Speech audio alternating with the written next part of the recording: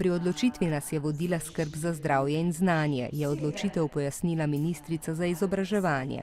Zdravstveno stanje šolskih delavcev se izboljšuje, zato bo pouk organiziran na daljavo. Ukrep je začasne narave in ga bomo naslednji teden ponovno preučili. Učitelji so že dobili navodila, naj pouk na daljavo ne poteka po klasičnem urniku. To pomeni, da pred računalnikom ne boste sedeli po več ur. Na Zavodu za šolstvo svetujejo, naj učitelji posebno pozornost namenijo videom in vnaprej posnetim razlagam, ki si jih lahko zavrtite večkrat.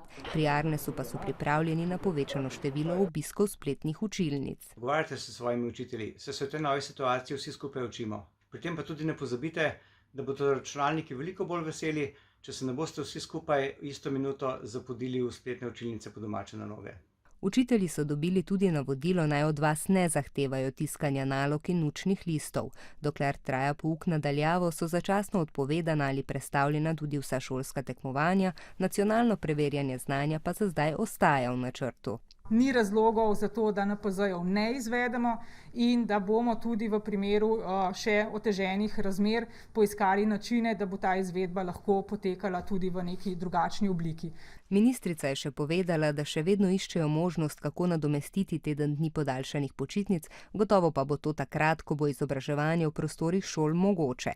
Kuharji in kuharice bodo tam prihodnji teden pripravljali tudi tople obroke za otroke, ki jim jih starši ali skrbniki ne morejo zagotoviti, po potrebi bo zagotovljena tudi dostava.